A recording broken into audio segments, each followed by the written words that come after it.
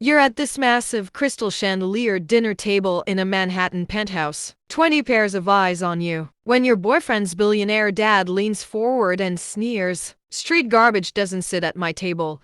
The room goes dead quiet. Your heart stops. But in that frozen second, I looked him dead in the eye and whispered something that would burn his entire empire to the ground. If that image just gave you chills, you're in the right place. This is about loyalty getting crushed underfoot and justice rising up like a storm you never saw coming. If you're already leaning in, hit subscribe so you catch every part of this ride. And drop a quick comment.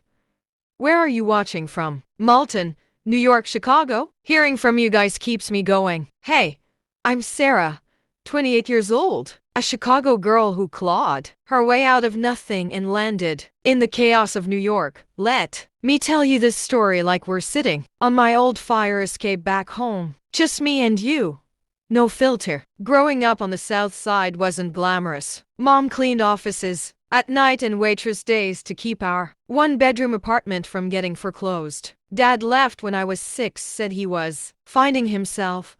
Never found his way back with child support. I remember nights when the heat got shut off, huddling under blankets with my little brother, promising him we'd make it out someday. School was my lifeline. I loved computers the way other kids loved sports. Borrowed library laptops. Taught myself code from free YouTube tutorials at a M while mom slept on the couch. By junior year of high school, I'd built a little app that matched high school kids with part-time jobs around the neighborhood. Nothing huge, but it paid for groceries a few times. College? University of Illinois on scholarships and loans I swore I'd pay off fast. I lived in a dorm that smelled like ramen, coding till my eyes burned. My senior project turned into my first real startup, an AI tool that helped small businesses automate scheduling and payroll. I launched it right after graduation, bootstrapping from my tiny Chicago studio. Hustled every day. Cold emails, networking events in freezing conference rooms, sleeping 4 hours a night. People laughed when I said a girl from the projects was gonna disrupt HR tech. But the app caught fire, local chains signed on, then regional ones. By 23, I'd raised a small seed round quietly, kept my name out of headlines, sold a majority stake last year for 8 figures, enough to change everything. But I stayed low-key. Moved to New York to build version 2.0 in stealth. Bigger vision, bigger risks, same fire in my chest. Then came Alex. We met at a rooftop mixer in Soho. He was leaning on the railing, staring at the skyline like it owed him money. I accidentally elbowed him, reaching for a drink. He turned, grinned, said, "You just saved me from boring small talk." We talked for hours, tech, dreams, the grind. He was in private equity but hated the suit and tie life. Said his family expected him to take over the empire, but he wanted something real. I liked that. We started hanging out, coffee in Washington Square, walks across the Brooklyn Bridge at sunset, nights in my Brooklyn walk-up eating takeout on the floor. He never flaunted the money, drove an old Subaru, tipped generously but quietly. As we got closer, the family's shadow grew. Alex would tense up talking about his dad, Silas Harrington. "He's intense," he'd say. "Old money, old rules. Doesn't trust anyone who didn't grow up in the club." I laughed it off at first. Thought love could fix that. I pictured us building something together, maybe kids, maybe merging our worlds. I even started dressing a little nicer, practicing polite small talk in the mirror. Wanted so badly to belong. The dinner invite felt like a test. "Dad wants to meet you properly," Alex said, kissing my forehead. It was at their Upper East Side penthouse, views of the park. Wait staff in black TIs, the whole scene. I bought a simple navy dress, nothing over the top. As we pulled up in the elevator, my stomach twisted. "They'll love you," Alex promised. I wanted to believe him. We stepped into that glittering room, and I felt every eye size me up. Silas stood at the head of the table like a king on his throne. His smile didn't reach his eyes. Appetizers came, wine flowed, conversation stayed surface level. Then Silas turned to me, voice cutting through the chatter like glass. "Okay, so we left off right at the edge of the cliff, me stepping into that Upper East Side penthouse, heart hammering like it was trying to escape my chest. The place looked like it belonged in a magazine. Floor to ceiling windows glowing with city lights. A long mahogany table set with more silverware than I'd ever seen in one room. Candles flickering like they knew drama was coming. 20 guests, family, friends, business associates, people who probably measured worth in stock portfolios. Alex squeezed my hand as we walked in, whispering, "Just be you. They'll see how amazing you are." I wanted to believe him so bad it hurt. Silas Harrington stood at the head like he owned gravity itself. Tall, silver hair perfectly combed, suit tailored to scream power. He greeted Alex with a firm handshake and a pat on the back that said, "Good boy." Then his eyes slid to me. The smile was there, polite, practiced but cold, like a shark deciding if the bait was worth biting. "So this is the young lady," he said, voice smooth as expensive whiskey. "Alex has told us very little." A few people chuckled like it was a joke. I forced a smile, said, "It's an honor to meet you, Mr. Harrington. Thank you for having me." We sat.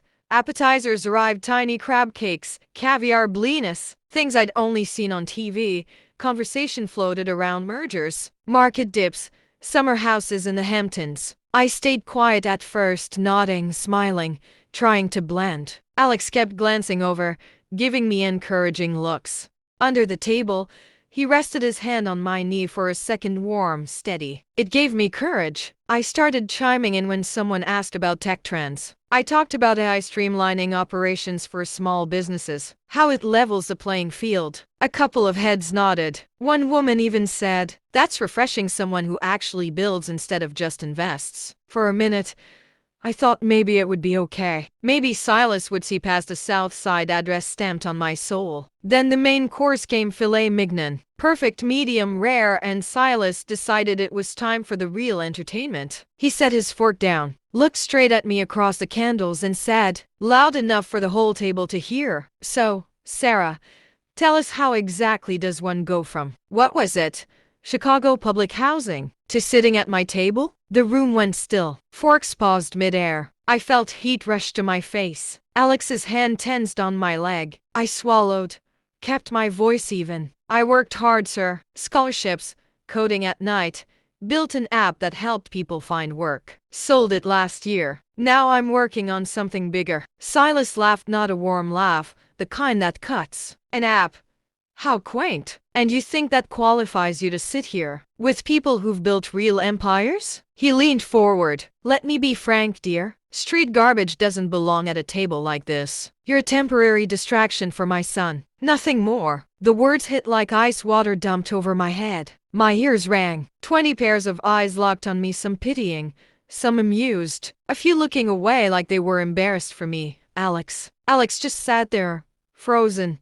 His hand slipped off my knee. He stared at his plate like the steak might save him. "No defense. No, Dad. Stop.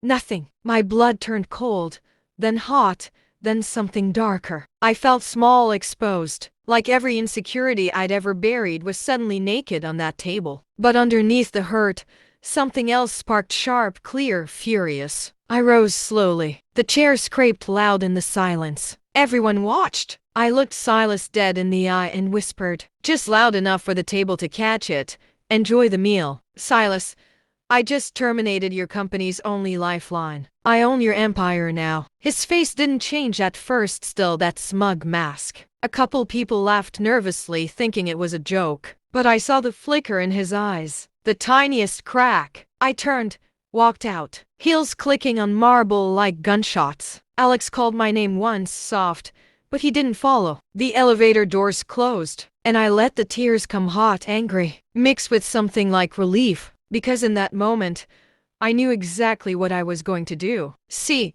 what Silas didn't know, what Alex didn't even fully know, was that my little app sale wasn't the end. I'd quietly built a second company in New York, stealth mode, massive funding from private investors who believed in the girl from the projects. We'd been acquiring struggling tech manufacturing firms for months, snapping up supply chains, patents, contracts. And Harrington Industries? They'd been bleeding cash for 2 years, bad real estate bets, outdated factories, debt piling up. Their only real lifeline was a critical partnership deal with a Silicon Valley giant, a deal my company secretly controlled. I'd been positioning for months, waiting for the right moment. That dinner was the moment. As the elevator dropped, I pulled up my phone and texted my COO.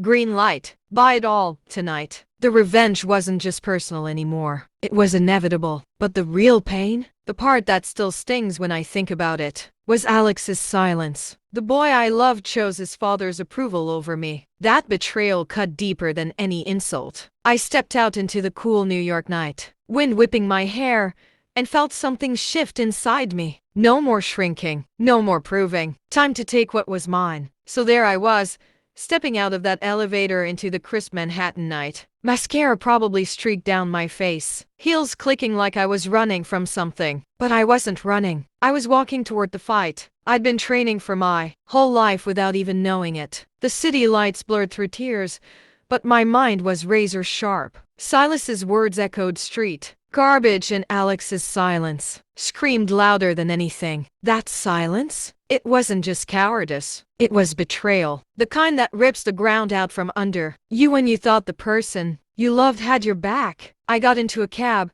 told the driver to head to my Brooklyn apartment. Halfway there, my phone buzzed. Alex, text after text. Sarah, please come back. I'm sorry. Dad was out of line, but you can't just walk out like that. No real apology. No, I should have said something. Just excuses wrapped in panic. I didn't reply. Turned the phone off. Let him sit in that silence he'd chosen. Back home, I kicked off my shoes, poured a glass of cheap red I kept for bad days, and sat on the floor staring at the wall. The hurt was deep, bone deep. I'd let myself believe Alex saw me, really saw me. The girl who coded through power outages, who cried in the shower after rejections but kept building anyway. I'd let myself dream of a future where class didn't matter, where love was bigger than money. And in one dinner, that dream got torched. But the ashes? They were fuel. The next morning, I woke up angry. Not the hot, messy kind, the cold, focused kind that gets shit done. I called my team, my COO. Mia, she's been with me since the Chicago days, picked up on the first ring. You okay? She asked. I told her everything. The insult, the silence, the whisper I'd thrown like a grenade. She was quiet for a second, then said, "We've got the leverage." You sure? I was sure. See, what I hadn't told anyone, not even Alex, was how deep my company had gone. After the app sale, I didn't just pocket the money and chill. I built something bigger in secret. A holding company that quietly acquired stakes in distressed tech manufacturing firms. We specialized in supply chain AI, predicting shortages, optimizing production, basically keeping old-school empires alive when they were too arrogant to modernize. Harrington Industries was one of our silent targets. Silas had overextended, bad casino investments in Atlantic City, outdated factories in Ohio and Pennsylvania, debt coming due. Their biggest contract, a multi-year deal supplying components to a major Silicon Valley player. Guess who'd quietly bought the rights to that player's supply chain 6 months earlier? Us. My team. We controlled the lifeline Silas didn't even know was choking him. We'd been waiting for the perfect trigger. That dinner was it. Over the next few days, I barely slept. Meetings at dawn, lawyers on speed dial, numbers flying across screens. We moved fast, quiet bids through shell companies, pressure on key board members who already hated Silas's ego. One by one, shares shifted. Debt got called in. The Silicon Valley partner re-evaluated their contract. By day 4, Harrington Industries was bleeding so bad the stock, if it were public, would have tanked. But Silas kept it private, family controlled. He thought he was untouchable. Meanwhile, Alex kept calling, voicemails piling up. "Sarah, please talk to me. I messed up." I was shocked. Dad's always been like that. I listened to one while making coffee. His voice cracked at the end. "I love you." It stung. Part of me still loved him, to the version of him that laughed at my dumb jokes, that held me when I doubted myself. But love doesn't mean staying when someone lets you get torn apart in front of strangers. I texted back once, "We need to talk. In person, your father's office. Tomorrow p.m. He replied instantly, "Okay, I'll be there." I spent that night going over the final docs. The buyout was complete. 100 ownership transferred at a fire sale price. Silas would have to accept or watch his legacy collapse. My name wasn't even on the paperwork yet. I wanted that reveal to come from my lips. The morning of the meeting, I stood in front of my mirror in the same navy dress from the dinner. Not to prove anything, just to remind myself I'd walked in there once as the outsider. And I was walking back in as the one holding all the cards. I felt sick with nerves, but also something else. Power. The kind you earn, not inherit. I took a cab to Midtown, to the glass tower with Harrington Industries still gleaming on the side. Security waved me up, no questions. Alex was waiting in the lobby, looking like he hadn't slept either. Bags under his eyes, tie crooked. He tried to hug me. I stepped back. Not yet, I said softly. We rode the elevator in silence. Doors opened to the executive floor. Silas's office was at the end, double doors, nameplate in gold. His assistant looked confused but buzzed us in. Silas sat behind his massive desk, looking smaller somehow. He glanced up, saw me, and his face hardened. You've got some nerve showing up here after that stunt. I didn't flinch. Alex stood beside me, silent again, but this time, I didn't need him to speak. I laid the folder on the desk. Open it. He did, slowly. His eyes scanned the pages, transfer agreements, ownership docs, the board's emergency vote. Color drained from his face. I leaned in, voice steady. I own Harrington Industries now, Silas. Every factory, every contract, every debt, and effective immediately. You're fired. The room went dead quiet. Silas looked at Alex like he expected rescue. Alex looked at the floor. That's when the real storm started brewing. Silas stared at the folder like it was a live grenade. His hands shook just enough for me to notice those same hands that had built an empire now, trembling over papers that ended it. The office felt smaller, the air thicker. Alex stood beside me, still as a statue, eyes glued to the floor. No one spoke for what felt like forever. Finally, Silas let out a laugh, short, bitter, the kind that hides panic. This is a joke, some elaborate prank. You think you can waltz in here with forged documents and they're not forged. I cut in, voice calm but steel underneath. Check the timestamps. The board voted last night emergency session after your major supplier pulled out. Funny how that happened right after our little dinner chat. You called in every favor, tried to strong-arm the Silicon Valley deal back. But that deal? It's been mine for months. My company owns the chain now. You're done, Silas. He flipped pages frantically, color draining further with each one. Ownership transfer, shareholder consents, debt restructuring notices. My name's Sarah, no longer hidden behind shells, right there in black and white. He slammed the folder shut. You sneaky little. Careful, I said quietly. You're talking to your new boss. Alex finally moved. He stepped forward, voice cracking. Sarah, please. This isn't you. You don't have to destroy everything. I turned to him, and for the first time since the dinner, I really looked. The boy I'd loved, the one who'd made me laugh on bad days, who'd kiss me under streetlights, was still there. But so was the man who'd let his father humiliate me in front of 20 people and said nothing. That silence had carved a line between us I couldn't unsee. I'm not destroying anything, I told him. I'm protecting what I built, and I'm done letting people like your father decide my worth. You had a chance to stand up for me that night. You chose not to. That's on you. Silas shoved back from his desk, chair scraping loud. Security! He barked toward the door, but no one came. His assistant had already been briefed, new orders from the new owner. The doors stayed shut. Silas's face twisted, rage, disbelief, fear all crashing together. You think this is over? I'll fight this. Lawyers, injunctions. You can try, I said, but the ink's dry. You're out. Effective immediately. Security will escort you to collect your personal items. The company car, the jet access, the club memberships, all revoked. You'll get a severance package, generous, because I'm not cruel. But you're not walking out of here with anything that isn't yours. He looked at Alex again, desperate now. Son, do something. Alex's shoulders slumped. He finally met my eyes. Tears shimmered there. I'm sorry, he whispered.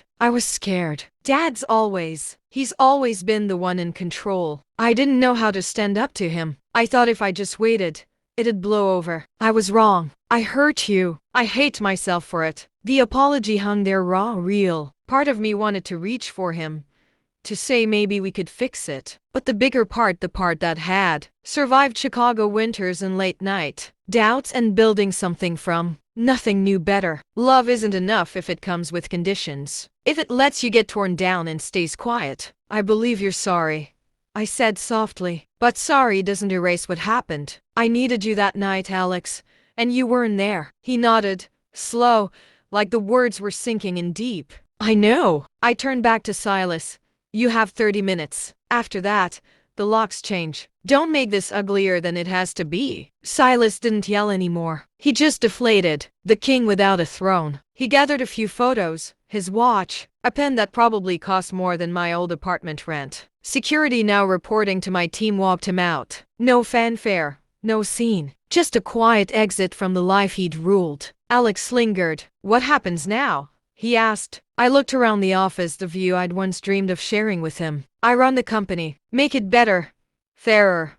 Maybe. Hire people who actually earn their spot, instead of inheriting it. As for us, I paused, throat tight. I don't know. Maybe time will tell. But right now, I need space. I need to breathe without someone else's shadow over me. He nodded again, wiped his eyes. I'll wait, as long as it takes. If you ever want to talk, I'll be here. I didn't promise anything, just watched him leave. Later, alone in that big office, I sat in Silas's chair, my chair now, and stared at the city. The hurt was still there, a dull ache, but so was something new.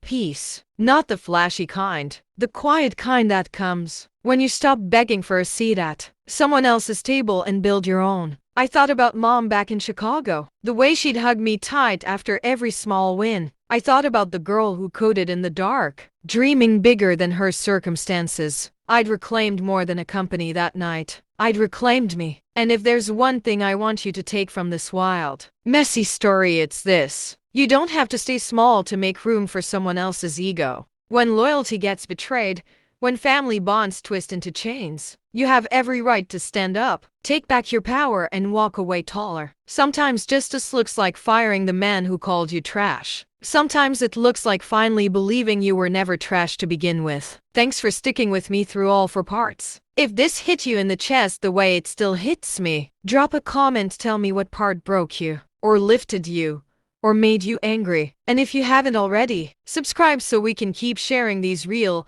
raw stories together. I'm Sarah, from Chicago to New York, from nothing to owning the table, and I'm just getting started.